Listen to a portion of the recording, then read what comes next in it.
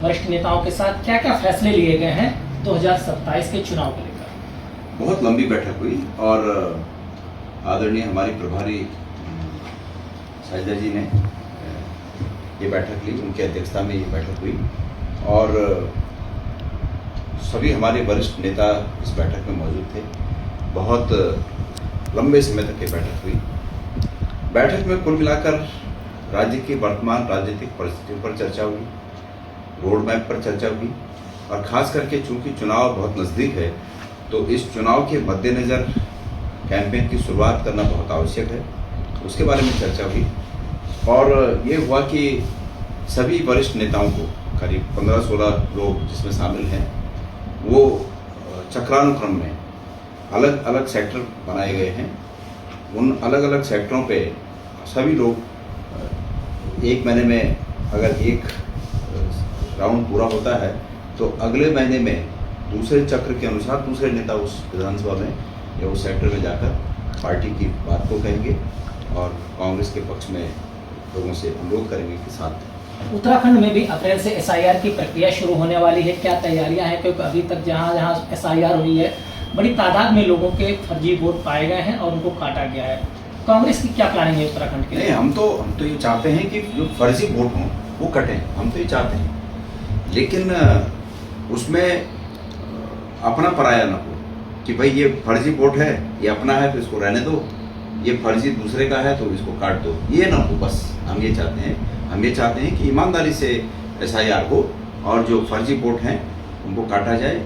आम लोगों को, जो लोग दूसरे शहरों में रह रहे हैं, उनको अपने वोट अपने गांव में बनाने का निश्चित रूप में अधिकार है, लेकिन फिर वो निश्चित हो जाए कि वो वोट वहीं रहेंगे, वो वोट फिर शहरों में नहीं रहेंगे।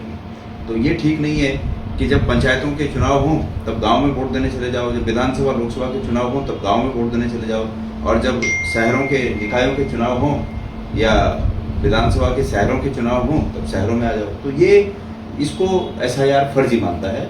इसलिए मैं सभी से आग्रह करना चाहूँगा कि ये कानूनन अपराध भी है, दो जगह मत होना कानूनन अपराध भी है। तो इस प्रकार के कृत्यों में शामिल न हो, एक जगह अपना वोट बनाए। और मैं अनुरोध करता हूँ उत्तराखंड के तमाम हमारे भाइयों से बहनों से कि वो अपना वोट अपने गांव में बनाएं। ये अच्छी बात है कि वहाँ के वोटरों की संख्या अगर ज़्यादा होगी तो निश्चित रूप में जो धीरे धीरे जो मार पलायन की बहुत तेज़ होते जा रही है उस पर रोकथाम होगी। सरकार भी जहाँ ज़्यादा वोट होते हैं उनके लिए योजनाएं बनाने की बात करती है, जहाँ कम होते हैं वहाँ कम ध्यान दिया जाता है। तो हमारे उत्तराखंड के पहाड़ी भूभागों में सरकारों का ध्यान ज़्यादा आकर्षित हो, इसलिए आवश्यक है कि सब लोग वहाँ अपना वोट बनाएं। 2027 को लेकर भारतीय जनता पार्टी ने अपना संगठन मजबूत करना शुरू कर दिया है। संगठनात्मक चुनाव उनके हो चुके, मंडल स्तर पर प्रशिक्षण दिया जा रहा है कार्यकर्ताओं को। कांग्रेस में अभी प्रदेश कार्यकारिणी से लेकर संगठनात्मक प्रक्रिया बाकी है, कब तक कंप्लीट की जाएगी? अगर यही स्थिति रही, धीरे धीरे प्रक्रिया कांग्रेस की शुरू हुई तो बीजेपी से कैसे मुकाबला करें? नहीं, इसका कोई खास प्रभाव मुझे नहीं लगता है। ये निश्चित है कि नई कार्यकारिणी बननी चाहिए और नई कार्यकारिणी जल्दी बनेगी, लेकिन इसका अर्थ ये नहीं है कि कांग्रेस के पास कार्यकारिणी नहीं है। हमारे पास जो एग्जिस्ट करती है कार्यकारिणी वो काम कर रही है और जल्दी ही नई कार्यकारिणी भी बनेगी। लेकिन इसका कांग्रेस की संभावनाओं पर मुझे बिल्कुल भी ऐसा प्रतीत नहीं होता है कि कोई विपरीत प्रभाव पड़ता है। सब लोग जो कार्यकारिणी में हैं वो काम कर रहे हैं, जो कार्यकारिणी में आ रहे हैं वो लोग भी काम कर रहे हैं।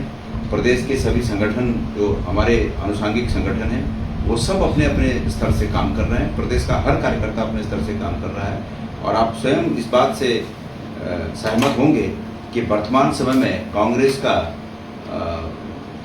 के लिए आम कार्यकर्ताओं में जो जोश देखने को आप देख रहे होंगे, जो जोश दिख रहा है उससे निश्चित रूप में एक सकारात्मक माहौल है और हर व्यक्ति अपनी भूमिका अदा कर रहा है। 4 धाम यात्रा शुरू होने वाली है, उससे पहले नए निर्देश जारी हो रहे हैं। सबसे पहले तो ये निर्देश काफी चर्चा में है कि गैर हिंदुओं का प्रवेश 4 धाम में वर्जित रहेगा और जो गैर हिंदू जाना भी चाहते हैं वहाँ आस्था है उनकी, उन्हें एफिडेविट जमा करना होगा। देखिए, ये तब बात आई कि एफिडेविट जमा करना होगा जब कुछ इस प्रकार के बातें आई कि भाई कोई बड़ा आदमी जाएगा तो आप थोड़ी रोक पाएंगे, तब ये मैकेनिज्म तैयार हुआ।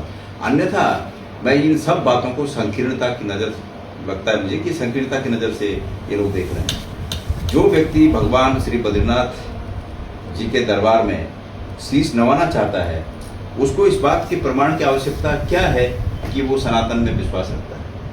वो शीश वही व्यक्ति वहां शीश नवाने जाएगा जो श्री बद्रीनाथ जी में और सनातन में विश्वास रखता है।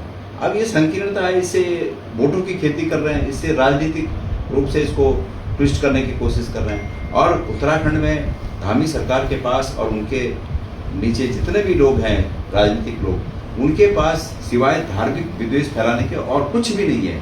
मैं धामी सरकार से प्रश्न करना चाहता हूं कि एक तरफ आप ये तैयार कर रहे हैं कि जो दूसरे धर्म के लोग अगर मंदिर में आएंगे तो उनको एफिडेविट देना पड़ेगा। मैं धामी सरकार से पूछना चाहता हूं कि उन्होंने ये भी प्रावधान किया है कि उत्तराखंड में लिव एंड रिलेशनशिप का नया कानून बना है, उसके बारे में बताएं ना, उसको कैसे रोक देंगे आप?